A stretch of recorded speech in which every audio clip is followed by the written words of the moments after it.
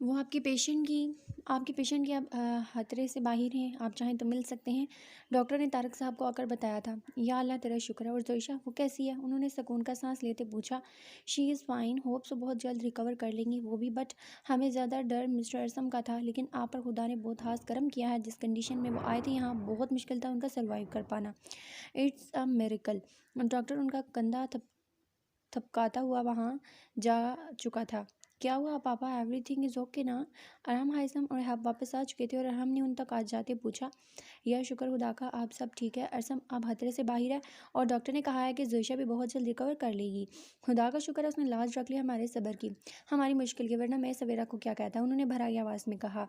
खुदा वाकया बहुत मेहरबान है। आपको पता है पापा, यीशु भी मिल गई, अब्दाल ने बचाया है उसे और अब हमें बस हमना को उसके अंजाम तक पहुंचाना है। उसने तारक साहब का हाथ अपने हाथ में लेते कहा। ये तो करम है रब का। यीशु ने कुछ बताया क्या इस सब के पीछे वाकई हमना है? जी अंकल वही है, मगर अभी हम उसकी चाल पर ही चलेंगे। मैं सुबह होने तक का वेट कर रहा हूँ। जैसे ही सुबह होगी मैं अरेस्ट वारंट लेकर जाऊँगा हमना की तरफ और उसे गिरफ्तार कर लेंगे हम कि उसने यीशु को अगवा किया है। जब वो हमारी कैद में होगी तभी वो सच उगलेगी। मगर हाइसम, अगर उन्होंने उल्टा केस हम पर ही करवा दिया कि हमने यीशु को अंडरग्राउंड करके इल्ज़ाम हमना पर लगाया है यीशु को बचाने के लिए, फिर नहीं, वो ऐसा नहीं कर सकते क्योंकि हमारे पास विक्टिम है। अब्दाल वो गवाही देगा। इस बात के बारे में हम तब सोचते जब हमारे पास विक्टिम ना होता। हाँ ये ठीक है, जैसे तुम्हें मुनासिब लगे हाइसन वो करो, मगर ये इशू कहाँ है? तारक साहब ने पूछा। पापा वो अब्दाल के फ़्लाइट पर है। रुमान और बिलाल भी वहीं हैं। कुछ दिन हमें उसे उधर ही रखना होगा या फिर शायद सुबह तक जैसे ही हम ना अरेस्ट हो जाएगी उसे घर ले आएंगे। अच्छा ठीक है, तुम लोग ऐसा करो, रेस्ट करो घर जाकर, मैं हूँ यहाँ पर। नहीं पापा, आप घर जाएं और हाज़म एहाब तुम दोनों भी जाओ, मैं हूँ यहाँ पर। वैसे भी हाज़म फ़ाह को ज़रूरत है तुम्हारी। उसने तो अभी उन दोनों को देखा भी नहीं। मुझे लगता है तुम्हें उसके पास होना चाहिए। हाँ मुझे लगता है अंकल, और तुम दोनों को घर चले जाना चाहिए। जहाँ तक मैं फ़ाह को जानता हूँ घर पर टिक कर बैठने वालों में से नहीं है। आई एम डैम श्योर सबके सोते ही आएगी वो यहाँ, सो डोंट वरी, उसके लिए मैं हूँ। हाइसम ने उसकी शरारतों को याद करते हुए कहा। आर यू श्योर हम जाएं? एहाब ने पूछा। Damn sure, see you on morning. वो खुलकर हंसा और फिर वो तीनों अस्पताल की पार्किंग की तरफ चल दिए। डोना तुम यहाँ? वो मिसेस सवेरा के रूम से बाहर निकली थी जब माथे पर और बाजुओं पर पट्टी बांधे डोना को देखा। हाँ वो, तुम कैसी हो? उसकी शक्ल देखकर जैसे ढेरों सुकून उतरा था उसके अंदर। मैं ठीक हूँ, बट तुम अभी प्रॉपर ठीक नहीं हुए। क्या ज़रूरत थी आने की? मुझे बुला लेते। यहाँ बैठो, आराम से खड़े क्यों हो? क्यों फॉर्मल हो रहे हो इतना? उसने परेशानी से उसके करीब जाते उसको बाजू से पकड़कर बिठाते हुए कहा। तुम बहुत खूबसूरत लग रही थी उस दिन ब्राइडल ड्रेस में जब तुम मेरे पास आई थी हॉस्पिटल। उसने नज़रें झुकाते उसकी तरफ देखे बगैर कहा और ये लफ्ज़ अदा करते उसकी आंखों में नमी आई। ओह तो तुम जाग रहे थे डोना? मैं इतनी रोई उस वक्त तुम्हारे पास खड़ी होकर और तुमने एक बार भी मुझे किसी बात का जवाब।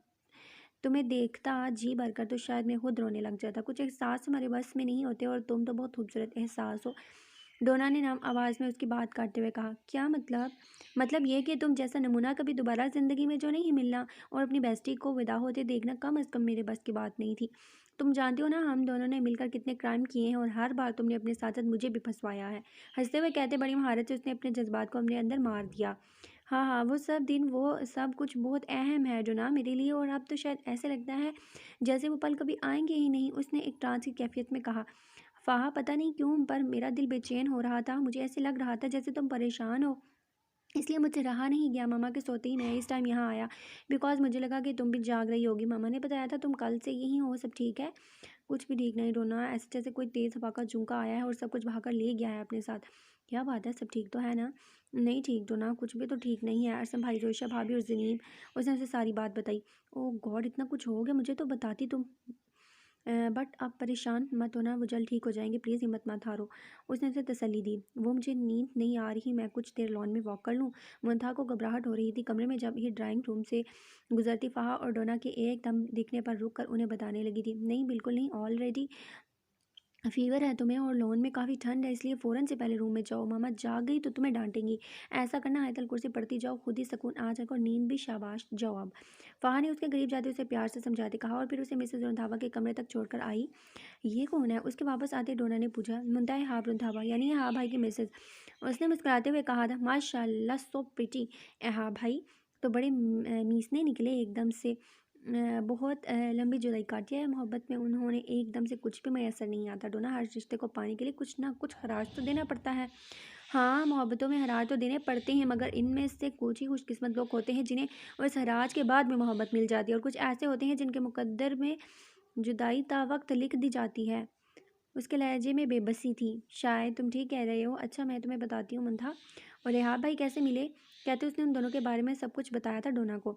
वाह, अमेजिंग यार, शुक्र है उनकी आजमाइश भी ख़त्म हुई। Really very टची and deep journey, उसने कहा था। हाँ बस देख लो, ज़िंदगी अपने अंदर बहुत कुछ समेटे हुए है। वेल, अब तुम भी जल्दी से ठीक हो जाओ, फिर तुम्हें भी लाइफ पार्टनर चूज़ करना है अपना जल्द।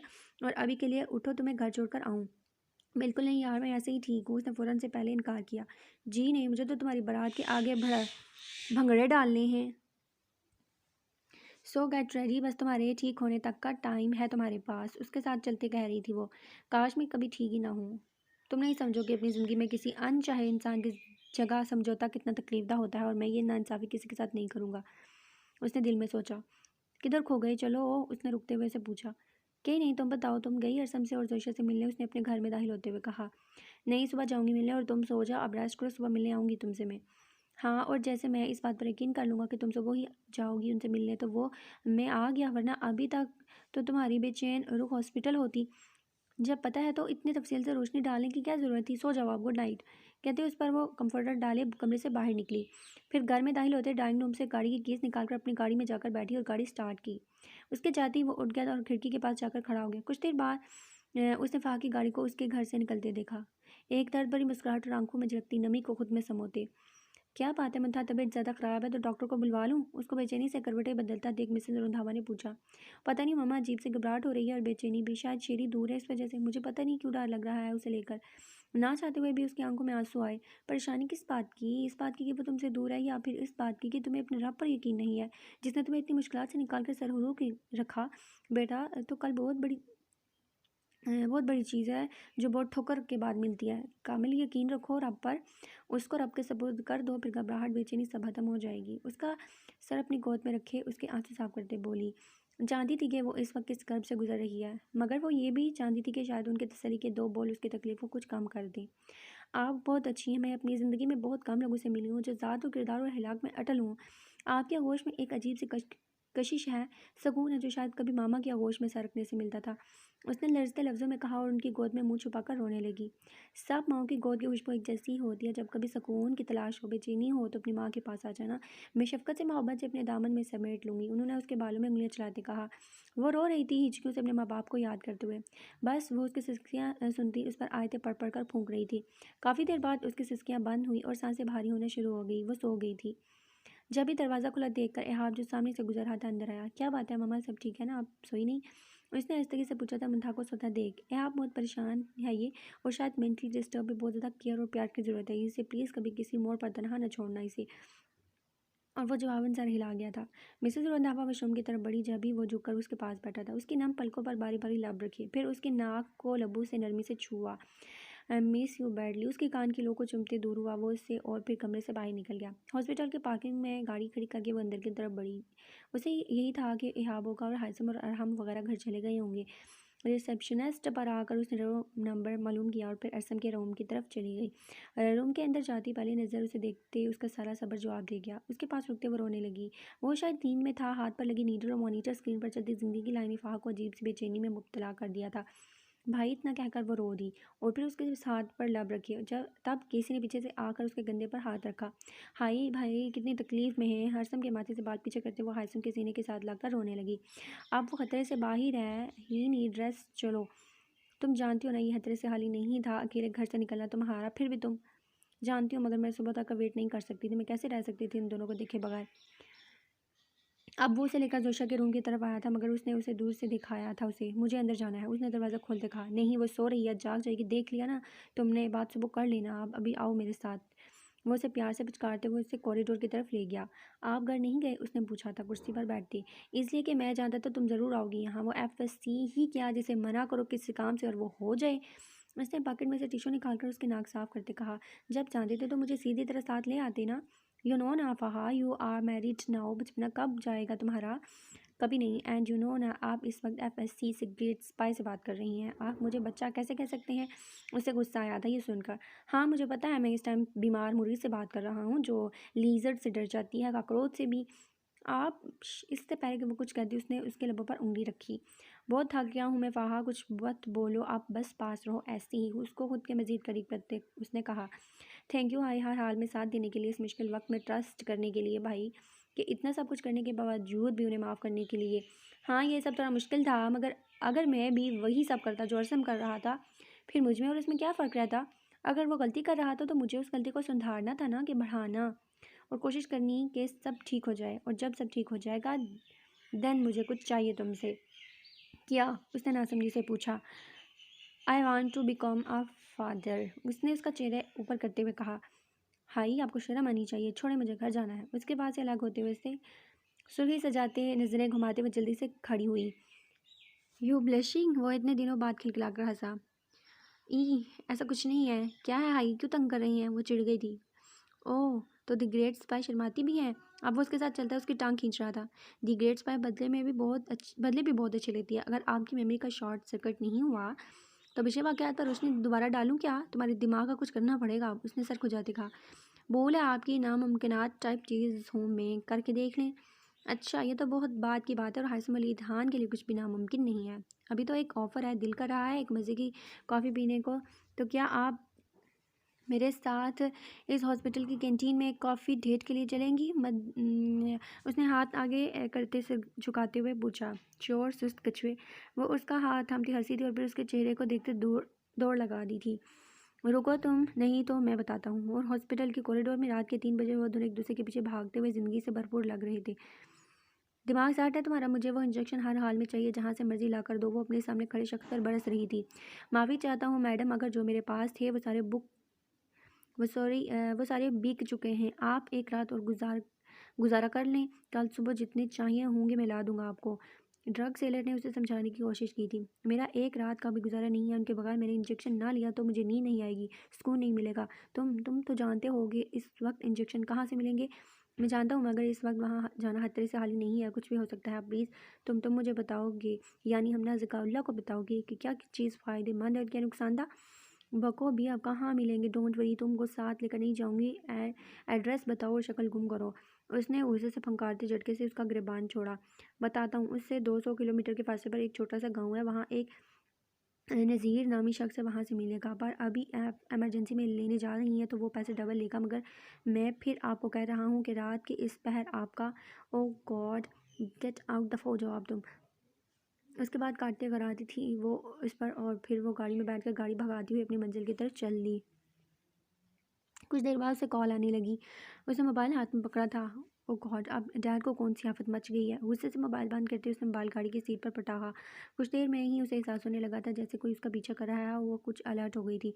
पीछे से आती सफेद रंग की गाड़ी उसके ताक़ुब में थी। उसके गाड़ी की स्पीड स्लो होती पिछली गाड़ी की स्पीड भी स्लो हो जाती थी, और उसकी गाड़ी की स्पीड तेज़ होती पिछली गाड़ी की स्पीड भी तेज़ हो जाती। कौन है ये और मेरा पीछा क्यों कर रहा है? उसने गाड़ी की स्पीड बढ़ाते कहा। कुछ आगे जाकर सड़क के बीचों बीच उसकी गाड़ी को बैक ओवर करके पीछे वाली गाड़ी ने रोका था, और उसकी गाड़ी के अगले दोनों टायरों पर फायर किए थे। वो बुलंद आवाज़ में चीखी, बाहर निकलो। गाड़ी वाला शख्स मुंह पर मास्क पहने बाहर आया था और हाथ से पकड़कर उसे बाहर निकाला। कौन हो तुम? देखो मुझे कोई आम लड़की मत समझना, तुम्हारी हड्डियों का सरमा बना दे, मुझे ज़्यादा देर नहीं लगेगी। उसने अपना हाथ उसके गिर्द से छुड़वाते चीखते हुए कहा कि एक जोरदार थप्पड़ उसके गाल पर पड़ा और वो लड़क कर नीचे गिरी। उसके गिरते वो शख्स जोरदार हंसा और फिर उसकी गर्दन पर इंजेक्ट किया था। वो मिनटों में होश से बेगाना हुई। मरोगे तुम, सब मरोगे, तुम्हारा खानदान भी और इस अरसम सुल्तान चौधरी का खानदान भी। किसी एक फ़र्द के साथ भी रहम नहीं खाऊंगा मैं, सबके सब भुगतेंगे सज़ा, सबके सब। उसको कंधों पर ढाल दे, वो कहका लगाते अपनी गाड़ी में डालते फ्रंट सीट पर बिठाया था और गाड़ी स्टार्ट की थी।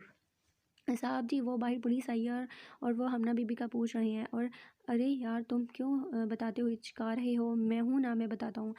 हाजिम उसके पीछे ही ड्राइंग रूम में दाखिल हुआ। कौन हो तुम, और इस तरह बगैर किसी भी अरेस्ट वारंट के मेरे घर पर घुसने की हिम्मत कैसे हुई? वो जो चाय पीते अखबार पढ़ रहे थे, एकदम से पुलिस ऑफिसर और हासिम को देखकर पहचाने की अधिकारी करते गजबनाक अंदाज में बढ़ के, इतना गुस्सा, अभी तो मैंने पूरी बात भी नहीं बताई कि मैं आपके इस आस्थाने पर हाजिर क्यों हुआ हूँ, आप तो पहले ही भड़क उठे। उसने इत्मीनान से कैप उतारते हुए कहा, देखो लड़के, ये हीरोगिरी कहीं और दिखाना जाकर। क्या तुम्हें मालूम नहीं कि तुम इस वक्त जगाउल्ला के घर में हो? लगता है नए नए पुलिस में भर्ती हुए हो, इसलिए अपनी औकात से ज़्यादा बोल रहे हो। ये मत भूलना चंद सेकंड लगेंगे मुझे। धमकी नहीं अंकल जी, धमकी देने वाले के साथ तो मैं बिल्कुल भी रायत नहीं भरता।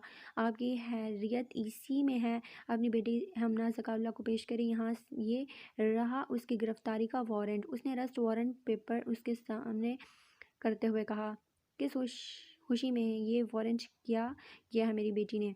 क्यों, आपको पढ़ना नहीं आता? हैरत है मिस्टर ज़काउल्ला भड़कते तो आप बहुत अच्छे हैं। वेल, मैं ही बता देता हूँ, आपकी बेटी से हमना ज़काउल्ला ने इशाल अरहम का किडनैप किया है, यानी अगवा किया है। तो जल्दी से बुलवाएं उसे, वरना मजबूरन हमें घर की तलाशी लेनी होगी। उसने आखिर में कंधे चकाते कहा, इधर उधर देखते हुए। हाँ हाँ, तुम्हें क्या लगता है इस भूंडे इल्ज़ाम पर मैं अपनी बेटी भेज दूंगा तुम्हारे साथ? जाओ कह दो उनसे जाकर अपनी बेटी का कत्ल मैं भूला नहीं, और हमना की हवा को भी तुम में से कोई नहीं छू सकता। वो हंसते हुए आखिर में बोले, oh really, arrest him and check the house immediately officers।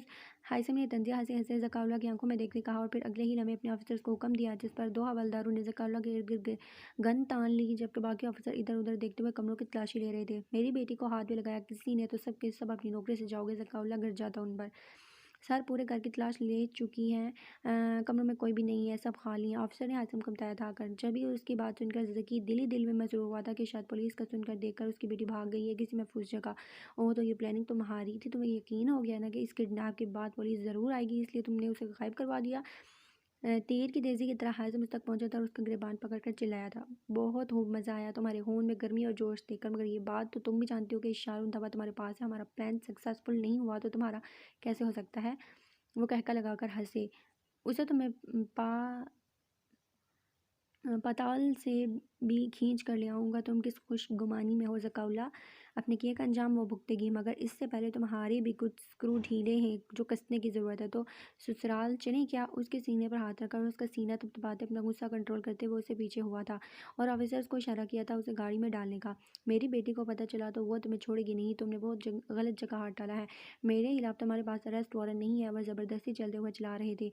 यही तो मैं चाहता हूँ कि तुम्हारी बेटी बिल्स निकले, अब वो चाहे तुम्हारे ज़रिए ही क्यों ना हो। रही बात अरेस्ट वारंट की, तो अभी निकलवा लेते हैं, इसमें क्या मुश्किल है? उसने पलटे बगैर जवाब दिया। महमूद, मेरे पीए को कहना मेरे वकील को कॉल कर दे, मैं देखता हूँ कितनी देर ये मुझे हवालात में रखता है। उसने अपने साथ बाहर आते मुलाजिम से ऊंची आवाज़ में कहा। हाजिम ने तासुब से उसकी तरफ देखा तो और गाड़ी में बैठा। सर बहुत भारी हो रहा था उसका, फिर भी बड़ी हिम्मत करके सर को थामे उठी थी। वो इधर उधर देखा था। एक बहुत अंधेरा सा कमरा था जिसमें रोशनी ना होने के बराबर थी। इर्द गिर्द कुछ टूटी लकड़ियाँ थी, एक मिट्टी का घड़ा था, एक पुराना स्टील का ग्लास, उसे पानी की तलब हो रही थी। टूटी चरपाई से उठते उठते वो फिर से ढक गई थी और दोबारा हिम्मत करके उसने सर को थामा और उठ खड़ी हुई। पानी के पास जाकर ग्लास उठाया, मगर ग्लास के अंदर बदबू इतनी थी कि उसने गुस्से से उठाकर दीवार पर पटाखा। कोई है यहाँ, दरवाज़ा खोलो, है कोई यहाँ, दरवाज़ा खोलो। उसने चीखना शुरू किया। क्यों सुबह सुबह शोर मचा रही हो? दरवाज़ा खुलते ही वो अंदर आया था और साथ कमरे में रोशनी भरी थी। उसने एक बार आंखों पर हाथ रखा, रोशनी में उसकी आंखें चंदिया गई थी, मगर फिर हाथ उठाया तो उस सामने खड़े शख्स को देखकर वो हैरान हो गई। मेक अंकल, आप लाई हैं मुझे? हैरतों के पहाड़ टूटे थे उस पर। तुम नशा करती हो? उसने उसके सवाल का जवाब दिए बगैर स्विच बोर्ड से ज़रा ऊपर लगा बल्ब हिलाकर उसे जलाते हुए कहा, मेरे पापा मेरा इंतज़ार कर रहे होंगे, मुझे क्यों लाए हैं आप यहाँ? अच्छा है ना, इंतज़ार करें तुम्हारा बाप तुम्हारा, उसे भी तो पता चले औलाद का दुख क्या होता है। पूरी ज़िंदगी मेरा इस्तेमाल करके आखिर में मुझे ठोकर मार कर वो क्या समझता था कि सब कुछ हड़प लेगा और मैं किसी कोने के साथ लगा तमाशा देखूंगा उसकी जीत का। तो ये उसकी सबसे बड़ी भूल थी। आखिर में वो चिल्लाया था उस पर कि वो डर कर 2 कदम दूर हुई। आप मेरे पापा को गोली? बकवास बंद कर अपनी, तो भी तो उसी का ही खून है ना, गंदा और जहरीला। पहले मैंने चाहा था कि मैं तुझे मार दूंगा, मगर मार कर तुझे मैं तो जेल चला जाऊंगा तो मुझे क्या हासिल होगा? मज़ा तो तेरे बाप को दिल दिल तड़पाने में है, और वो तड़पेगा, ज़रूर तड़पेगा जैसे मैं तड़पा हूँ। आप क्यों कर रहे हैं ये सब? आप और पापा तो बहुत अच्छे दोस्त हैं ना। देखिए अंकल, मेरी लाइफ में ऑलरेडी बहुत मुश्किलात हैं, आपका जो भी मसला है पापा के साथ हल करें, मुझे जाने दे। वो मेरा दोस्त था तब तक जब तक मुझे उसकी असलियत नहीं पता थी। अब वो सिर्फ और सिर्फ मेरा दुश्मन है। उसने जो मेरे साथ किया वही उसकी तरफ लौटेगा। औकात तो मैं भी उसे उसकी बहुत जल्द दिखा दूंगा, मगर अभी नहीं। अभी तो मुझे पहले तुम्हारे बाप के ज़रिए उस मखलूल तक पहुंचना है और फिर हम दोनों जाएंगे तुम्हारे बाप के सामने मियाँ बीवी बनकर। कैसा शौक लगेगा ना तुम्हारे बाप को। बुढ़े तेरा दिमाग खराब है क्या? हमना ज़कौला की ज़िंदगी में अगर कोई आएगा तो वो सिर्फ और सिर्फ अरहम तारीख होगा। इतनी देर से तुमसे नरमी से बात कर रही हूँ, तुझे इससे इतराज़ नहीं है? उसके मुंह से शादी की बात सुनकर हमना का मीटर शॉर्ट हुआ। तभी घुमाकर टांग उसके पेट पर मारी, मगर अगले ही लम्हे मेक ने उसकी टांग पकड़कर उसको पीछे की सिम फेंका था और फिर उसके बालों से पकड़कर उसका सर दीवार के साथ मारा। जैसा बाप वैसी बेटी। तुझे तो मैंने अपने बेटे बिरबल के लिए पसंद किया था, मगर तेरे बाप ने मेरे साथ ही चाल चली। वो क्या समझा, मेरे बच्चों को मरवा कर वो आज़ाद हो गया, या अपनी बेटियों को आज़ाद करवा लिया उसने? नहीं, अब तो वो तुम्हें हर पल मेरे साथ देखकर तड़पेगा। और वो अरसम हायसम, उन खानदानों को भी नहीं छोड़ूंगा मैं। मेरे बच्चों की मौत के जिम्मेदार वो जिंदा जलाऊंगा उन सबको। उसका सर दूसरी बार दीवार के साथ मारते वो रोते हुए हंसा। उसके माथे से खून निकला। तुम्हारी बड़ी बहन खुशकिस्मत निकली। मेरे अताब का निशाना बनने से पहले ही अल्लाह को प्यारी हो गई। पता है, जैसे वो इतनी ऊंचाई से कूदकर मरी थी ना, उसी तरह मेरे बेटे इतनी ऊंचाई से कूदकर मरी थी। एक का हिसाब तो बेबाक कर दिया, अल्लाह ने मुझे इंसाफ मिल गया, पर दूसरे का हिसाब तो देगी। उन्होंने चिल्लाते हुए उसे चारपाई पर फेंकते हुए कहा। दर्द की ठेसों से वो करा उठी। मैं अरहम से शादी करूंगी, मुझे अरहम के पास जाना है, मैं मार दूंगी तुम सबको। अल्लाह अपनी बीवी को बोल उसका ख्याल रखे और जैसे ही ये होश में आए उसको तैयार कर दे। शाम में मौलवी साहब को लेकर आऊँगा मैं साथ, और हाँ, एक फ़ोटोग्राफ़र का भी इंतज़ाम करना। तब तक मैं ज़रा देख कर आऊँ इसके बाप ने कहाँ कहाँ ढूंढा है अपनी बेटी को। देखूँ कितना तड़प रहा है, मचल रहा है वो अपनी औलाद के लिए। वो दर्द, वो तकलीफ, वो चुभन देखना चाहता हूँ उसके चेहरे पर जो उसने मुझे दी है। अल्लाह विसाया को हुक्म देता वो बाहर निकला और घर से कुछ फासले पर खड़ी अपनी गाड़ी में जाकर बैठा। फिर नंबर मिलाया और फ़ोन कौन से लगाया। बोलो, क्या प्रोग्रेस है इस अरसम और उसकी बीवी की? सर, वो दोनों खतरे से बाहर है, 2-3 दिन तक शायद घर भी चले जाएंगे। ठीक है, तुम्हें याद है ना तुमने क्या करना है? देखो, सब कुछ बहुत होशियारी से हो, किसी के कानो कान खबर नहीं होनी चाहिए। तुम कौन हो? उसने तकीद की। जी सर, आप बेफिक्र रहें, जैसा आप कहेंगे वैसा ही होगा और मुकर्रर वक्त पर ही होगा। वो शख्स ने यकीन दहानी करवाई थी और वो जकी उसकी रिपोर्ट है। बंदे लगवाए थे उसके घर के बाहर, ढूंढ रहा है अपनी बेटी को या नहीं? उसने गाड़ी का मोड़ मोड़ते पूछा। सर, उनके घर रेत पड़ी थी कुछ देर पहले। उनकी बेटी के अरेस्ट वारंट थे इशारों धावा को अगवा करने के लिए, मगर चूंकि वो घर पर नहीं थी तो पुलिस जकी साहब को ले गए हैं, उसने बताया। हाँ, वाह, मज़ा आ गया। एक तीर से दो निशान, रियली इम्प्रेसिव। मगर मैं जानती हूँ कि जकी इतनी देर हवालात में नहीं रहेगा। हाथ पैर मारकर ज़्यादा से ज़्यादा 3-4 घंटों बाद वो बाहर होगा। खैर, तुम देखो, मज़ीद कोई अपडेट हो तो मुझे लाजमी बताना। अब आएगा मज़ा इस तमाशे का। उन दोनों पाँचों को आपस में लड़वा कर अपने मकसद के लिए इस्तेमाल करके दोनों खानदानों को मार दूंगा। मेरा बदला भी पूरा हो जाएगा और वो मखलूल मुझे पूरी दुनिया में पहचान भी दिलवा देगा। मेरे का हर जगह नाम होगा पूरी दुनिया में, कहते उसने कहका लगाया। फिर अब उन्होंने तो उल्टी चाल चली है, अब क्या होगा? आपने कहा। नहीं जानता, मगर इतना ज़रूर जानता हूँ कि उसका हशर बुरा होगा, ना सिर्फ उसका बल्कि उसके बाप का भी। हायसम ने नफरत से कहा था। उसके बाप का हम रियली कुछ बिगाड़ सकते हैं जो 2 घंटे में ही बेल करवा रहा होगा। और हमने थके लहजे में कहा था। वो असर रसूह वाला बंदा है। मेरे लिए ये बात बड़ी नहीं थी, मेरे लिए ये बड़ी बात थी कि चाहे चंद लम्हों के लिए ही सही मैं उसे उसकी औकात दिखाता। And I done. उसने अरहम की तरफ देखते कहा। मगर अब यार उसका कोई हल? इहाब ने पूछा। इशाल को घर ले जाओ या यहाँ ले आओ और वो हमला दोबारा उस पर अटैक करवाने की कोशिश करेगी, लेकिन अब की बार हम पूरी तैयारी में होंगे। हम इशू की पंडित रिंग या किसी भी ज्वेलरी हिडन कैमरास लगवा कर उन तक पहुँच सकते हैं। ऐसे हमारे पास सबूत भी आ जाएंगे। हायसम ने मशवरा दिया। हाँ, ये सब ठीक रहेगा। जब तक हम खुल कर नहीं खेलेंगे वो भी नहीं खेलेंगे। आप तुम कैमरास का इंतज़ाम करो और इशू को लेकर आओ यहाँ। बाकी जब वो यहाँ आएंगे तो हम समझा देंगे। और हमने हाब से कहा। सर, आपके पेशेंट किसी जिश नामी लड़की को बुला रहे हैं, नर्स ने आकर कहा। यार, मुझे लगता था प्यार करने में मैंने एंड लेवल क्रॉस कर दिया था, मगर ये तो मेरा भी बाप निकला। नफ़रत की तो आखिरी हद तक और मोहब्बत की तो वो भी आखिरी हद तक। हायसम, तुम प्लीज़ वैशा को समझाओ कि वो मिल ले उससे। इहाब ने मदद तलब नज़र से उसकी तरफ देखते कहा। मैं समझाऊंगा अभी, मगर वो खुद मेंटली डिस्टर्ब है, उसे कुछ वक्त देना होगा। इससे पहले हम सबको मिलकर एक बार अरसम से बात करनी होगी, उसे समझाना होगा। उसने उन दोनों की तरफ देखते कहा था और फिर उन दोनों को अपने साथ आने का इशारा करते हुए अरसम के रूम की तरफ बढ़ गया। अरसम, कैसी तबीयत है? उसको दीवार को घूरते देख पूछा था हायसम ने। रजेश कैसी है? वो नाराज़ है ना मुझसे? उसको बोलो मुझे माफ़। किसने कहा कि वो नाराज़ है तुमसे? देखो अरसम, जिस तकलीफ़ से तुम गुजर रहे हो उसी तकलीफ़ से वो भी गुजर रही है और गुजर रही है। तुम दोनों फ़िलहाल रेस्ट की ज़रूरत है तुम्हें अरहम की।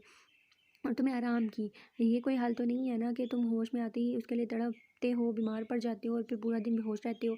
देखो यार, अगर उसके पास जाना है, उसके साथ ज़िंदगी गुजारनी है, तो तुम्हें पहले खुद को ठीक करना होगा।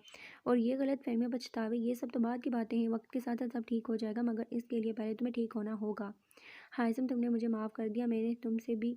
अरसम, जो हुआ उसको भूल जाओ। गलतफहमी और गुनाह दो अलग अलग चीज़ें हैं। मैं हाँ, तुम कोई गुनाह करते तो शायद आज मैं तुम्हारे सामने ना खड़ा होता, मगर जिस तरह तुमने मेरी बहन की जान बचाई अपनी जान पर खेल कर, वो सब कुछ हमें बहुत कुछ बता गया है। सो प्लीज़ रिलैक्स, अपने दिमाग को पुरसकून रखो और अच्छा सोचो ताकि जल्दी ठीक हो सको अपनी ज़िश के लिए। देखो, कभी कभी चीज़ें बहुत मुश्किल अलग लगती हैं हमें, मगर ये सिर्फ हमारी सोच होती है। इन्हें आसान और सहल हमारी कोशिश बनाती है। And you are strong, get fight and stay strong, I promise. जो तुम्हें रब ने सौंप दिया है कहीं नहीं जाएगा। बड़े अच्छे और आसान लफ्ज़ों में उसने उसे समझाया कि राहम और रेहाब भी इम्प्रेस हुए।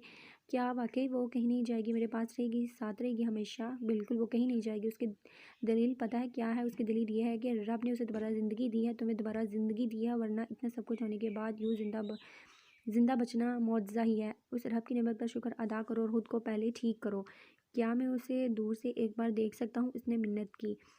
नहीं, उसकी तबीयत ठीक हो गई थी तो उसे घर शिफ्ट कर दिया गया है। अब तुम इसी सूरत में उसे मिल सकते हो कि तुम ठीक हो जाओगे जब। अरहम ने कहा था। हाँ, और मुझे लगता है अरसम ज़्यादा देर यहाँ रहना नहीं चाहेगा। आपने मुस्कुराते हुए कहा तो वह हंसने लगे।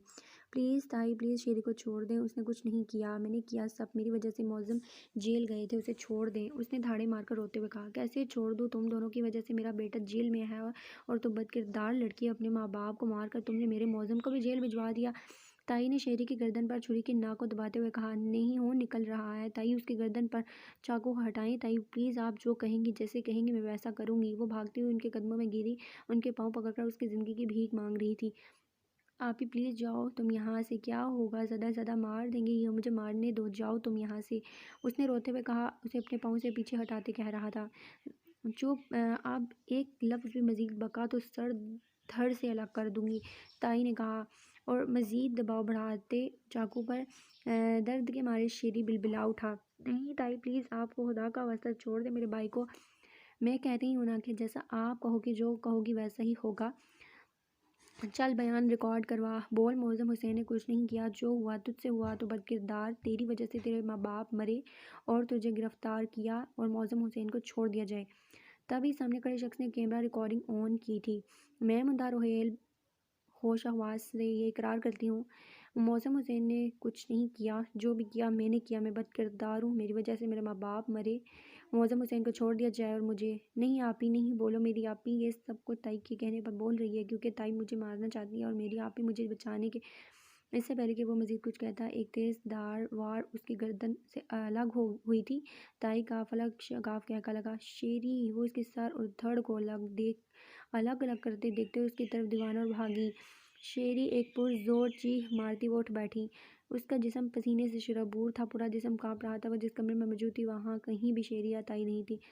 वो घुटनों में सर दिए रोने लगी। नहीं, शेरी को कुछ नहीं होगा, वो मुसीबत में है, मुझे उसे बचाना होगा। मुझे एहाब के साथ नहीं आना चाहिए था, कहीं वो घर से अकेला ना कहीं निकल जाए। मैं कुछ नहीं होने दूंगी उसे, मैं आ रही हूँ शेरी, मैं तुम्हें साथ ले आऊँगी। अपने मुँह से पसीना साफ करते चप्पल उड़ते वो सामने टेबल पर पड़ा अपना हैंड बैग उठाकर दीवाना वार बाहर भागी। इस वक्त उसके सामने सिर्फ और सिर्फ एक ही टारगेट था, अपने भाई को बचाना। ड्राइंग रूम से गुजरती गेट की तरफ बढ़ी और तकरीबन भागते हुए गेट अबूर कर चुकी थी। बाहर आते ही तेज़ी से वो टैक्सी स्टैंड की तरफ गई। मिसेस रंधावा सुबह होते किसी मीटिंग पर चली गई थी। मिसेस द्राब भी अपने ऑफिस चली गई। उनका इरादा मुंतहा को रात को साथ घर ले जाने का था, इसलिए कि उन्हें मालूम हुआ था कि उसे बुखार है, वो सो रही है। मिसेस तारिक विशाल से मिलने फ्लैट गई हुई थी और वहाँ पूरी रात जागने की वजह से अपने रूम में सो रही थी। और गार्ड इतना मुंतहा के बारे में जानते नहीं थे, वो समझे कि शायद वो भी कोई मेहमान है, इसलिए किसी ने उसे रोका नहीं, वो आसानी से निकल गई।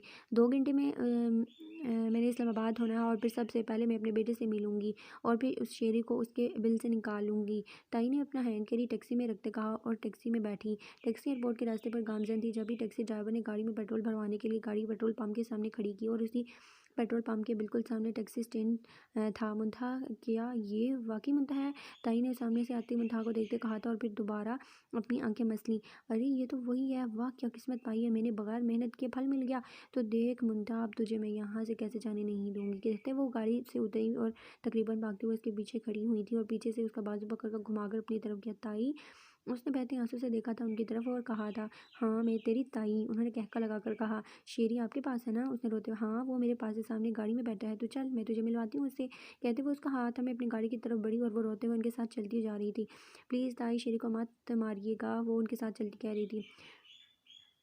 फुल कर दें फ्यूल। उसने गाड़ी का शीशा नीचे करते कहा और जब ही सामने रात क्रॉस करती मुनता और उसके साथ चलती औरत पर नजर पड़ी। मुनता ये क्या कर रहे हैं यहाँ? यहाँ अपनी गाड़ी से निकलते कहा और बिजली की तेजी की तरह उन तक पहुंचा। कौन है आप और कहाँ लेकर जा रही हैं इसको? मुनता का हाथ पकड़ते उसने उसे अपनी तरफ खींचते कहा, तुम कौन हो? ये बेटी है मेरी, मेरे साथ मेरे घर जा रही है। ताई ने अजनबी शख्स देखते हुए कहा, बेटी? मगर जहाँ तक मुझे याद है इसके माँ बाप मर चुके हैं और उनको उनकी एक अदद जालिम ताई और उसके जिलाद बेटे ने मिलकर मारा है। कहीं वो आप ही तो नहीं? उसने उसका हाथ मजबूती से पकड़ते कहा, छोड़ो इसे, मैं शोर मचा दूंगी, तुम मेरी बेटी को किडनैप करके ले जा रहे हो। ताई ने उसका हाथ फिर से पकड़कर करीब करते हुए कहा, ये मेरी बीवी है और अगर अब आपने इसे हाथ भी लगाया तो आपकी हैरियत नहीं। अब छोड़ो इसे। और तुम घर से बाहर कैसे निकली, कैसे पहुंची यहाँ तक? रेजो गजब से उसकी तरफ देखा था उसने, जो सिर्फ आंसू बहा रही थी। शेरी ताई के पास है आप? ताई की गाड़ी में होके बकवास कर रही है ये औरत, एक बार फिर अपने मकसद के लिए इस्तेमाल कर रही है तुम्हें। दिमाग कहाँ है मुंथा तुम्हारा? वो चिल्लाया था उस पर, दोनों कंधे पकड़कर उसके और फिर घसीट कर उसे गाड़ी में डाला तो गाड़ी को लॉक करते दोबारा ताई तक पहुंचा। ए हाँ प्लीज़ शेरी को बचा ले, प्लीज़ मुझे बाहर निकाले। शीशे पर हाथ मारती हुई चीख रही थी। आधे से ज़्यादा लोग सड़क पर जमा हो गए थे। कुछ मुनता की गाड़ी के आसपास जिस तरह वो रो रही थी, तड़प रही थी, हाँ आपने बड़ी मुश्किल से उसे अपने गुस्से पर काबू रखा हुआ था। और तुम सुनो, यह बंदा रोहिल नहीं है जिसे तुम किसी भी तरह ट्रैप करके ले जाओगी। वो अब मिसेज एहाब रंधावा है। मुद्दा है आप रंधावा, और मेरी ज़िंदगी पर कोई आंख उठाकर देखता है तो सारी ज़िंदगी देखने के काबिल नहीं रहता। अपने बेटे को छुड़वाने के लिए तुम इसका किडनैप कर रही थी, तो सुनो बेटा, तो तुम्हारा अब अगले 10 जन्मों में भी बाहर नहीं आने वाला। जो तुमसे बिन पाता है करो। उंगली उठाकर गलाते हुए उस पर एक एक ग्लव्स उतारते वो अपनी ग्लासेस पहनी गाड़ी तक पहुंचा। हाँ मुझे प्लीज़ जाने दी, शेरी को कुछ कर देंगी। वो ड्राइविंग सीट का दरवाज़ा खोलते ही वो वहाँ से बाहर निकलने लगी थी। हाँ ने आगे होकर उसे साथ वाली सीट पर धकेला और गाड़ी स्टार्ट की। आपको समझ नहीं आ रही मेरा भाई मुश्किल? Shut up Muntha, just shut up. इतनी ज़ोर से वो चिल्लाया था कि रोते हुए डर सहम कर पीछे होकर बैठी थी और रोने लगी। उस पर गुस्से भरी नज़र डालकर उसने अपना सांस खींचा। ये सोचकर ही उसका दिल दहल उठा था कि अगर वो ना आता ना देखता तो आज वो फिर उससे कितनी दूर हो जाती और फिर वो शायद ढूंढने से भी ना मिल पाती। वो नहीं जानता था कि वो कैसे घर से बाहर निकला, ही हुआ क्या, मगर शुक्र खुदा का कि बर वक्त वो उसे दिख गई। हेलो हाइसम, कहाँ हो? ओके मैं आ रहा हूँ, कहते उसने मोबाइल बंद किया और गाड़ी की स्पीड बढ़ाई। कुछ देर बाद गाड़ी हान हाउस में दाखिल हुई। उसने रोते हुए उस घर को देखा था। आखिरी बार वो हाइसम की बर्थडे और अपनी माइयों वाले दिन आई थी यहाँ। उतरो नीचे। उसकी साइड का दरवाज़ा खोलते हुए उसने पुकारा था, जो रोते हुए अपने ख्यालों में गुम थी। हाँ आप समझ मुंतहा शट आप मज़ीद एक और लफ्ज़ नहीं। उसको बाजू से पकड़कर वो घर लेकर आ गया था, जहाँ पहले से ही फ़ाहा और हाइसम उसका वेट कर रहे थे। मुंतहा तुम ठीक हो? कहाँ चली गई थी अकेली? फ़ाहा ने उस तक पहुँचते कहा। नहीं हूँ मैं ठीक, मेरा भाई मुश्किल में है, ताई के पास है। उसने अपने बालों को मुट्ठियों से जकड़ते कहा। बेटा शेरी ठीक है, वो बिशाम भाई की तरफ है। ताई के पास कैसे चला गया? वो झूठ बोल रही है। क्यों तुम घर से बाहर निकली? कुछ हो जाता तो? हाइसम ने प्यार से उसके सर पर हाथ रखते कहा। झूठ बोलते हैं आप, मैं सो रही थी, मैंने ख्वाब में देखा ताई ने शेरी के गले पर छुरी रखी, वो उन्होंने उसका गला काट दिया। मुझे अब जाना है अपने भाई को, वो कहते एक बार फिर से रोने लगी और बाहर की तरफ दौड़ने लगी। Muntha are you crazy? क्या चल रहा है तुम्हारे दिमाग में? हम सब यहाँ बकवास कर रहे हैं कि वो ठीक है। वो चीहा था उस पर, उसे बाजू से पकड़कर सोफे पर पटाखा था। हाँ भाई चोट लग जाएगी उसे, फ़हा ने उसको पकड़ते हुए कहा। एहसास है इसे क्या कर रही है ये? अगर ये चली जाती तो क्या होता? एक ख्वाब को उसने हवा में बुनाकर रख दिया है। इसे बताओ, वो ख्वाब था, उसका हकीकत से कोई ताल्लुक नहीं है। बताओ इसे, वरना मैं। वो कहते कहते चुप हो गया। मिस्टर एहाब रंधावा, आपकी वजह से मेरे भाई को आँच भी आई तो मैं अपने हाथों से आपकी जान ले लूँगी। सुना आपने, नफरत करती हूँ मैं आपसे। हाइसम मुझे रात तक रुखसती चाहिए, अब मजीद मैं इसकी बेवकूफ़ी को भी बर्दाश्त करने के अहल नहीं हूँ। उसने अपना गिरबान उससे छुड़वाते हुए कहा। नहीं करनी मुझे रुखसती हाइसम भाई, मुझे नहीं जाना इस शख्स के साथ जो मेरे भाई की हिफाजत नहीं कर सकता। उसके साथ मैं ज़िंदगी नहीं गुजार सकती। ये भी मौज़म जैसा निकला। प्लीज़ हाइसम भाई, आप मेरे भाई। मुमताज़ ठीक है, मैं लाऊंगा शेरी को। अभी तुम जाओ यहाँ से फ़ाहा के साथ। फ़ाहा जाओ, इसे रूम में ले जाओ। मैं तुम्हारे भाई के साथ नहीं जाऊंगी, तुम लोग मेरे साथ ज़बरदस्ती नहीं कर सकते। अच्छा ठीक है, नहीं होगा कुछ, के ही नहीं भेज रही तुम्हें। रिलैक्स, बस रिलैक्स हो जाओ आप। हाँ मुझे लगता है उसने इस ख्वाब को बहुत ज़्यादा स्ट्रेस ले लिया है, और दूसरी बात, माँ बाप के जाने के बाद उसने शेरी से कभी दूरी नहीं बनाई, इसलिए उसे अब इसके दूर होने का खौफ हो रहा है। तुम ऐसा करो, बशाम भाई को कॉल करो और उनसे रुखसती का कह दो परसों का। तब तक अरसम और जयशा भी घर आ जाएंगे, और ये भी याद से कहना कि शेरी को लेकर कल ही आ जाएं वो, ताकि उसका मेंटल स्ट्रेस कम हो। जी मैं डॉक्टर को कॉल करता हूँ, कहते उसने फ़ोन नंबर मिलाया। मुंथा प्लीज़ चुप कर जाओ, ऐसे तबीयत ज़्यादा ख़राब हो जाएगी। देखो ये तुम्हारी सोच है जिसने तुम्हें तकलीफ में मुब्तला कर रखा है, तुम अच्छा भी तो सोच सकती हो। तुमने इस ख्वाब को खुद पर तारी कर लिया है, इसलिए वैसा हो रहा है। अगर तुम ये सोचो कि वो महफूज हाथों में है, वो ठीक है, तो रब भी सब ठीक कर देगा। नहीं है वो ठीक, नहीं है वो महफूज। तुम नहीं जानती मेरी ताई को, मगर हाँ वो तो जानते हैं ना, वो सब जानते हैं शुरू से लेकर आखिर तक। फिर भी उन्होंने मेरे भाई को नहीं बचाया। ताई कह रही थी शीरी उनके पास है, तो वो उनके पास ही होगा। अभी वो मज़ीद कुछ कहती है। हाँ, डॉक्टर के साथ रूम में आया। डॉक्टर ने आगे बढ़कर चेकअप किया था उसका और फिर कुछ मेडिसिन लिख कर दी थी और बाहर आया। It's just a mental stress, nothing else. उन्हें मुकम्मल नींद की ज़रूरत है, जिसकी वजह से उन्हें फ़ीवर भी है। कोशिश करें कि वो जिनको ढूंढ रही हैं उनसे मिलवा दें उनको। बाकी मेडिसिन लिख दें हैं मैंने, ये दें, कल तक इंशाल्लाह ठीक हो जाएंगी। Thank you doctor. वो डॉक्टर को बाहर छोड़ने आया, फिर ड्राइवर को मेडिसिन का बोलकर अंदर की तरफ बढ़ा। हाँ भाई, डांटिएगा मत उसे, ऑलरेडी वो बहुत रो चुकी है। प्लीज़ प्यार से, मैं कुछ खाने को भिजवाती हूँ। फाहा रूम से बाहर निकल रही थी जब उसने हाँ को रूम में आते देखा और फिर रुक गया। वो सर हिलाता अंदर की तरफ बढ़ा। रूम में जाते उसने डोर लॉक किया। वो दीवार को देखते रोने में मशगूल थी। डोर लॉक होने पर उठकर बैठी। कमरे का दरवाज़ा क्यों बंद किया तुमने? कमरे का दरवाज़ा क्यों बंद किया आपने? रोते हुए पूछा था उसने। तुम्हारा स्ट्रेस दूर करने के लिए, वो कहते उसके करीब बैठा। वो खिसक कर दूर हुई, तभी हाथ बढ़ाकर उसने उसके कमर में हाथ डालकर उसे करीब किया था। हाँ, उसकी आंखों में नमी ठहर गई थी इस हरकत पर। उसकी उंगलियां कमर में दस्ती हुई महसूस हुई। उसकी आंखों में एक अजीब सी वहशत थी। क्या कह रही थी तुम के मुझ में और मौज़म हुसैन में कोई फ़र्क नहीं है? मैंने क्या ऐसा किया है जो तुम मौज़म हुसैन से मिला रही हो मुझे? ये क्या कि तुमसे मोहब्बत की मैंने ये किया, ये तुमसे बेपनाह इश्क किया, पल पल तड़पा तुम्हारे हिज्र में, तुम्हें बचाकर लाया, उसे गुनाह ठहराकर तुम मुझे इस शख्स से मिला रही हो जिसने तुम्हारा सब कुछ छीन लिया। उसने उसकी कमर पर मजीद गिरफ्त बढ़ाते उसकी आंखों में अपनी लाल अंगारा आंखें डालते हुए कहा। वो कांप उठी। उसे दुख हुआ था कि वो कैसे उसे मौजम जैसा कह सकती। उसकी मोहब्बत इतनी बेमोल है कि वो उसे एक ऐसे शख्स से मिला रही है जिसने उसकी दुनिया उजाड़ दी। हाँ, मैं आप उस जैसे क्योंकि आप हैं उस जैसे, क्योंकि मौज़म ने अगर मेरे माँ बाप को मारा है तो आपने मेरे भाई को उनके पास मरने के लिए छोड़ दिया। आप भी कातिल है, बल्कि कातिलों की पुश्त पनाही करने वाले इंसान। मैं कैसे भूल गई कि मेरे नसीब में सुकून है ही नहीं। आप रंधावा, जिस हक से आप मेरे पास बैठी हैं मुझ पर सितम ढा रही हैं।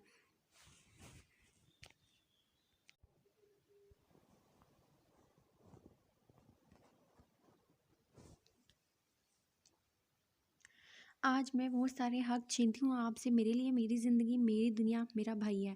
इसके बगैर मेरी ज़िंदगी बेमायनी है, और इस बेमायनी ज़िंदगी में मुझे आप जैसे खोखले सहारे की ज़रूरत नहीं है। जाएं यहाँ से। ना मुझे आपको अपनी ज़िंदगी में रखना है और ना ही आपकी ज़िंदगी में रहना है। नफ़रत है मुझे आपसे, शदीद नफ़रत। कहते वो बेड से उतरने लगी थी, जब ही उसने माथे पर आनगिन बाल लाए, उसको बाजू से पकड़कर बेड पर गिराया और वो दोनों हाथों में उसकी कलाइयों को जकड़कर बेड के साथ लगाया कि मिनटों में वो बेबस हुई थी। इतना बोलो मुद्दाए हाब रंधावा कि कल को तुम्हें अपने लफ्ज़ों पर पछताना ना पड़े। कल तक तुम्हारे हिज्र में तड़पा हूँ। अब इतना पास करके तुम्हें दूर नहीं जाने दूंगा। तुम मेरी ज़िंदगी क्या मेरे कमरे में भी आओगी, सिर्फ़ और सिर्फ मेरी बनकर, जहाँ से मैं अपने हिज्र की कहानी तुम्हारे वजूद पर खुद लिखूंगा। बस 2 दिन। अभी तुम जिस कंडीशन में हो वो मुझे इन नज़दीकियों पर रोक रही है। तरह मुस्कुराते हुए उसने उसकी गर्दन में मुंह देते एक लंबा सांस खींचा। मैं कसम खाती हूँ, मैं आपकी ज़िंदगी, आपके घर, आपके कमरे में कभी नहीं आऊँगी। उसकी दाढ़ी की चुभन अपनी गर्दन पर महसूस करती बेकरार होती वो अपनी कलाइयाँ चढ़वाते हुए बोली। देखेंगे लड्डू, कहते हुए उसने उसके कान की लोब पर हिद्दत लम्स छोड़ा। जब ही दरवाज़ा नॉक हुआ, उसके लब्बों के किनारों पर भीगा लम्स छोड़ते उससे दूर होते दरवाज़ा खोला था उसने, और मुंतहा ने जल्दी से दुपट्टा ठीक करते अपने हाथ की पुष्ट से अपने भीगे लब साफ़ किए थे। Everything okay? फ़ाहा ने पूछा था एहाब से। यस, ख्याल रखना इसका, और ये भी ध्यान रखना ये बाहर ना निकले कहीं। मैं चलता हूँ। इसे रुक कहते हुए वो रुका नहीं था, बाहर चला गया। उस लड़के को तो मैं छोड़ूंगी नहीं, भरे मजमे में मुझे आंखें दिखाकर गया था। आप तो लाजमी हो गया मेरे लिए शेरी तक पहुंचना। फिर यही लड़का अपनी चमियाकी खुशी के लिए मेरे कदमों में एड़ियाँ रगड़ेगा। आज तक मुझे इतना जलील किसी ने नहीं किया जितना ये लड़का करके गया है, और इसका हिसाब मैं लूँगी, भरपूर तरीके से लूँगी। टैक्सी में बैठते बड़बड़ाते हुए कहा था ताई ने। मगर शेरी तक पहुंचूंगी कैसे मैं? इस घर के लोगों में से किसी ने नहीं देखा मुझे, मगर शेरी ने तो देखा हुआ है, और शेरी कभी भी खुद से मेरे पास नहीं आएगा। कोई ऐसा जाल फेंकना होगा जिससे वो खुद चलकर मुझ तक पहुंच जाए। कुछ तो सोचना पड़ेगा। अपने दिमाग पर जोर देते वो अगला प्लान सोचने लगी। आप कैसी तबीयत है यार आपकी? डॉक्टर ने उसका चेकअप करते कहा। आप तो मैं काफ़ी बेहतर हूँ। आप मुझे डिस्चार्ज क्यों नहीं कर रही? अब तो मैं खुद से चल पा रहा हूँ और पहले से बेहतर फील भी कर रहा हूँ, उसने डॉक्टर से कहा। चलिए ये तो गुड है, बट अभी हमें 24 घंटे मज़ीद आपको अंडर ऑब्जर्वेशन रखना होगा और फिर हम आपको अपनी पूरी तसल्ली के बाद डिस्चार्ज करेंगे, डॉक्टर ने मुस्कुराते हुए कहा। फिर कुछ दवाइयाँ तब्दील करते नर्स को कुछ इंस्ट्रक्शंस दी थी और बाहर चले गया। ये आपके लिए आया था अरसम साहब। नर्स ने एक खाली हागी लिफाफा अरसम की तरफ बढ़ाते कहा। मेरे लिए? मगर कौन देकर गया है? उसने लिफाफा पकड़ते पूछा। मैं ज़्यादा नहीं जानती, कोई आदमी था। उसने कहा कि जब आप जाग जाएंगे तो आपको दे दूँ। मैं पहले आप किसी अटेंडेंट को नहीं देने लगी थी, मगर फिर वो बाहर कोई भी मौजूद नहीं था, इसलिए मैं आपको दिया, कुछ ज़रूरी ना हो। इसने अपनी बात मुकम्मल की। ओके, उसने बीपी को चेक करते हुए कहा और फिर नर्स ने उसे मेडिसिन दी थी। मेडिसिन खिलाकर वो बाहर चली गई। नर्स के जाते ही उसने लिफाफा खोला जिसमें एक फ़ाइल थी। वो पेपर्स पढ़कर उसने उन पेपर को दोबारा पढ़ा था। एक बार नहीं, दो बार नहीं, कई बार। उसका मतलब वो सब उसकी आंखें भर गई थी उसकी, वो सब याद करके।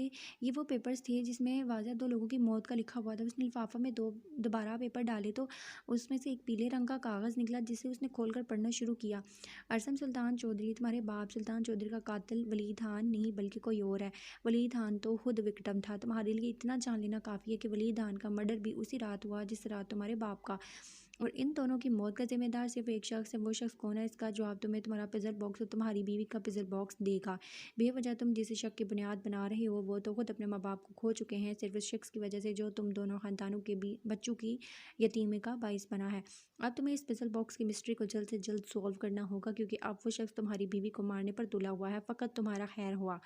अरसम ने इस खत के हरफों को बार बार पढ़ा। उसका मतलब, जिसने पापा और मामा का मर्डर किया उसने मेरी ज़िंदगी में ऐसे हालात पैदा किए कि मैं जोइशा से नफ़रत करूँ, हायसम से नफ़रत करूँ और फिर हम आपस में ही दूसरे के दुश्मन बन जाए और उस तक ना पहुँच सके।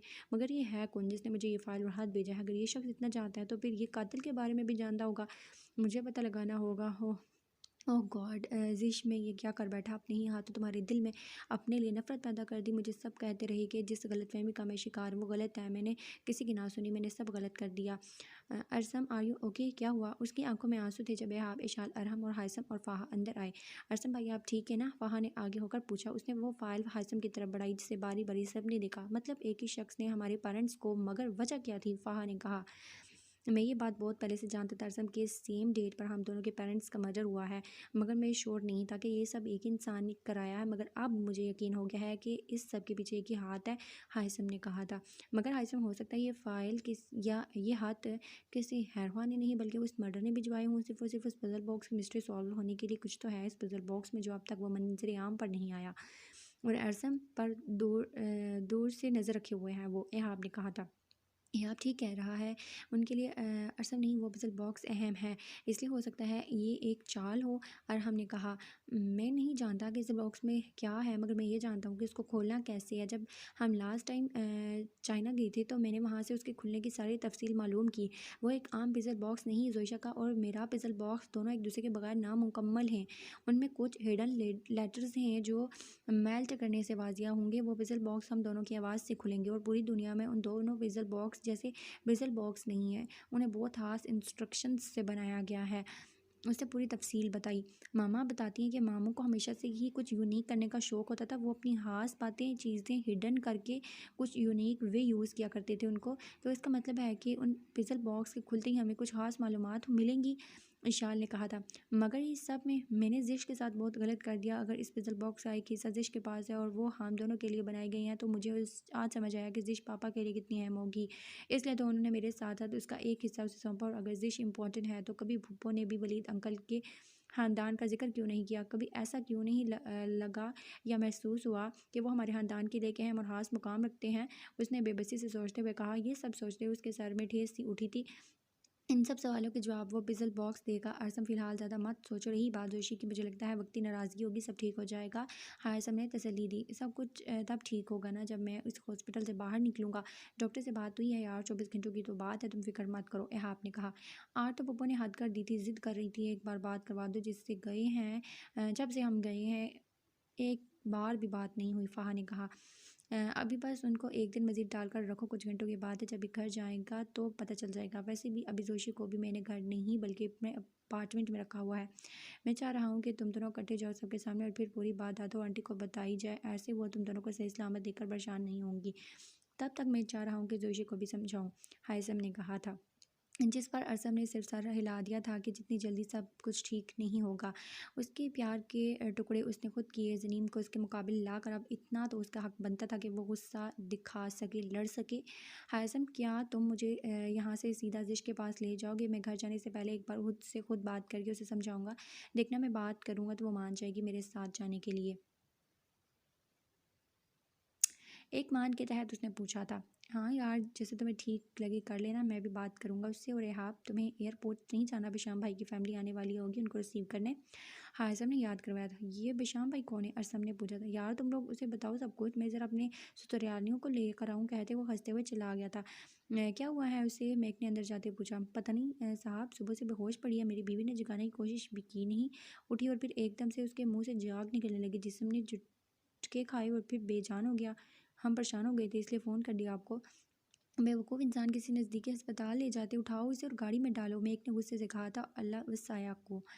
आप कैसे तबीयत है डॉक्टर साहब इसकी? मेक ने आगे बढ़कर पूछा।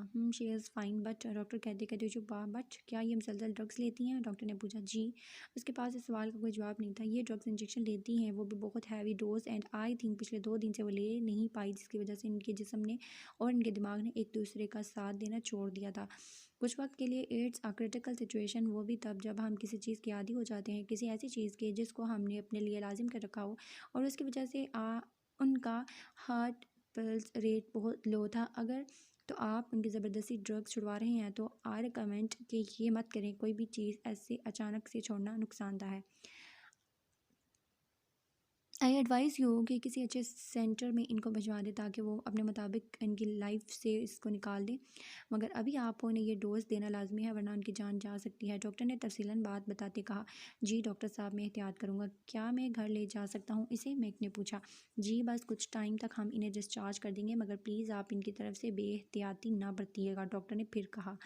डोंट वरी डॉक्टर साहब, इसे तो मुझे हर हाल में ज़िंदा रखना है, तब तक जब तक मेरा काम नहीं हो जाता, और जब मेरा काम निकल गया तब मैं इसकी लाश इसके बाप को खुद भिजवा दूंगा। तब तक इसे रोज़ ड्रग्स दे देकर इस काबिल ही नहीं छोड़ूंगा कि ये मज़ीद ज़िंदा रहे।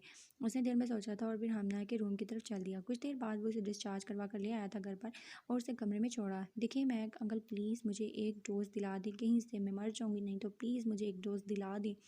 अच्छा, तो तुम्हें डोज चाहिए? चलो, फॉर एग्ज़ाम्पल मैंने तुम्हें डोज दी, तो तुम मुझे क्या दोगी बदले में, बोलो? उसने उसके पाँव के बल बैठते हुए कहा। आप जो कहेंगे, जैसा कहेंगे मैं वैसा करूँगी। आप प्लीज़ मुझे एक डोज ला दें, उसने हाथ जोड़ते हुए कहा। उसका गुरूर, उसकी चालाकियाँ सब कुछ झाग की तरफ भेंट गए थे।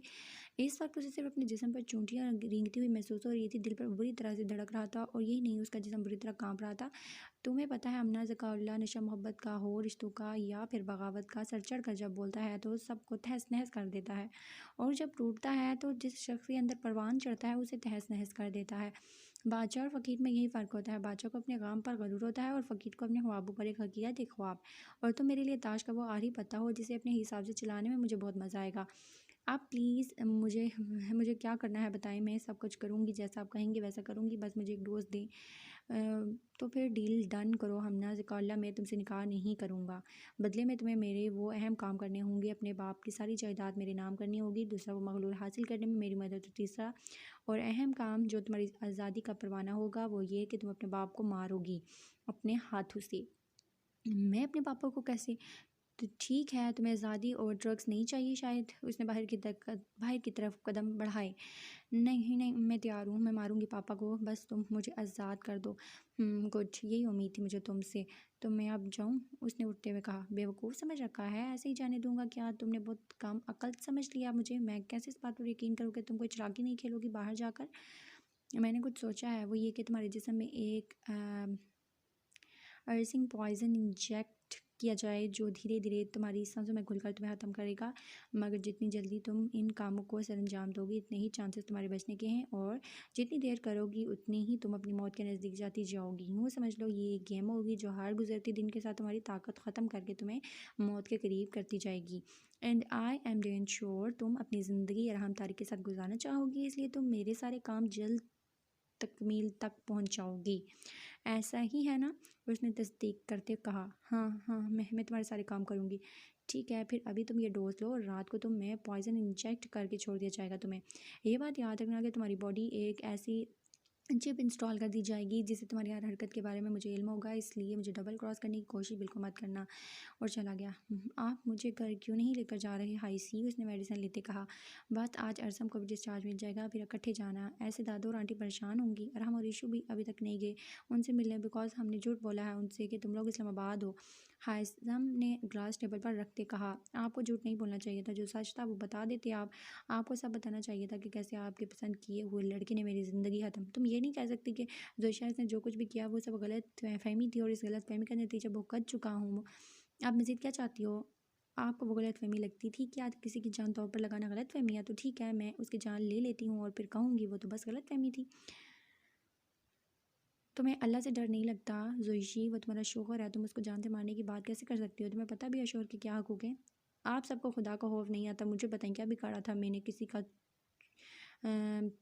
छोटी थी, मामा पापा को छीन लिया इस जालिम माशरे ने। बड़ी हुई, डर डर कर दिन गुजारे, क्योंकि पापा ने आखिरी लफ्ज़ कहे थे, इंसानों पर एतबार ना करना। फिर एक इंसान ने दरिंदा मेरी ज़िंदगी में आया, मुझे खौफ में मुब्तला करता रहा। आपको पता है हाई, मैं कितनी रातें जागती रही हूँ इस खौफ से कि कहीं मैं सो जाऊँ और वो शख्स आकर मेरी गर्दन पर अपने नाम को ना लिखे जाए, मुझ पर जुल्म ना करे। मुझ जैसी किस्मत किसी लड़की ने पाई होगी जो सिर्फ और सिर्फ इस दुनिया में अपने भाई और दादों के रिश्ते को बचाने के लिए पल पर मरी और जी होगी। जोशी, मेरी जान वो आजमाइश थी रब की तरफ से, और देखो इस आजमाइश से हम सब सुरखरू निकले। वो माजी था, गुजर चुका। तुम गलती कर रही हो, तुम माजी को याद करके अपना मुस्तकबल खराब नहीं कर सकती। कल तक मुझे भी अरसम से नफरत थी, मगर अब मुझे वो अपनी जगह दुरुस्त लगता है। पता है क्यों? जिस शख्स ने रातों को करवटें बदलते बचपन से लेकर जवानी की दहलीज तक ये राग अलापा हो कि वो अपने बाप के कातलों को मारेगा, वो कैसे गलत हो सकता है? और फिर उस सब के पीछे वो पिज़ल बॉक्स जिसके लिए उसके बाप ने उसके सामने कहा था कि वो दूसरा हिस्सा उसके कातिल की बेटी का है, और उसने वही पिज़ल यूनी में तुम्हारे हाथ में देखा। तो मुझे बताओ, अगर तुम उसकी जगह होती तो क्या करती? उसने सारे वाक़यात उसके सामने रखते पूछा था। अल्लाह ना करे कि मैं कभी उस बेहिस इंसान की जगह होती, और अगर होती भी तो तहकीक करती, बेबुनियाद इल्ज़ाम लगाकर किसी को शक की सूली पर चढ़ाकर मौत की सज़ा ना सुनाती। जोशी, तुम प्लीज़ हाइसी, मैंने अपनी ज़िंदगी में कभी कुछ नहीं मांगा आपसे, आपके हर फैसले पर आमीन कहा। हमेशा इज़्ज़त दी, प्यार दिया, आपको मान दिया और मोहब्बत भी, मगर अब मैं कुछ फ़ैसले अपने हक़ में खुद करना चाहती हूँ। आई होप आप मेरा साथ देंगे, मुझ पर ज़बरदस्ती कुछ मसलत नहीं करेंगे।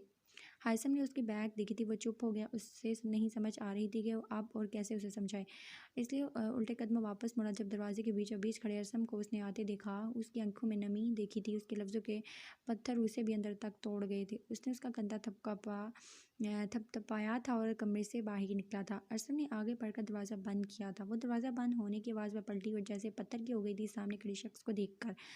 ब्लैक शलवार कमीज़ पहने, बाजू को कोनियों से ज़रा नीचे फोल्ड किए, बेतरतीब हुलिये, बड़ी हुई शेव, आंखों के नीचे स्याह हल्के, माथे पर बिखरे बाल, खोया खोया सा लापता असम सुल्तान चौधरी। आंखों में वीरानियों का जहां लिए पूरी आबोताब के साथ उसके सामने खड़ा है। ज़रा की देर में वो इन आंखों में नहीं देख सकी थी। वो तभी पलके झुकाकर हिम्मत करती, पाँव आगे बढ़ाती उसके पास गुजरी। उसने उसका बाजू पकड़ा, अपने बाजू पर उसका हाथ लाम, उसकी आंखों से मोती टूट कर गिरे। कह दो कि मोहब्बत नहीं है, कह दो कि जो कह रही है वह सच है। मुझसे दूरी तुम्हारे लिए एक होशकुन खुशी है।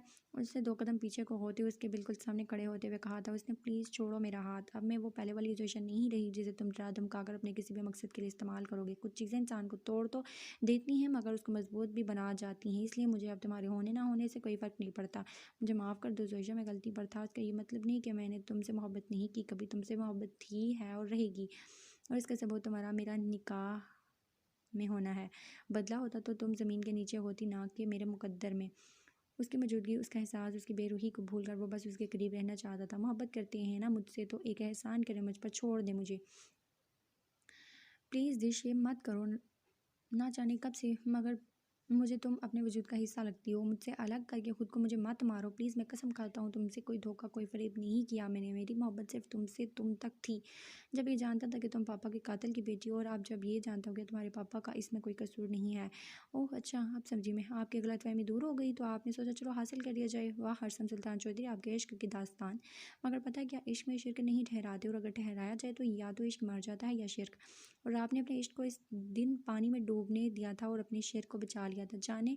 जाएं ज़नीम ज़काउल्ला के पास, आपको आपका शेर का मुबारक। तलाक के पेपर आपके घर पहुंच जाएंगे। उंगली उठाकर उसे वार्न करती लंबे लंबे ढक बढ़ती बाहर की तरफ बढ़ी, और बाहर खड़े आसम को देखे बगैर फ्लैट का बैरूनी दरवाज़ा अबूर कर गई। अरहम ने अंदर आकर उसको साकत खड़ा देखा, जो उसके जाते कदम देखकर सुन होकर खड़ा था। जब के गालों पर आंसू बह रहे थे। क्या मैं अब कभी उसे हासिल नहीं कर सकूंगा? क्या उसने वाकई मेरी ज़िंदगी से अपने कदम बाहर निकाल लिए हैं?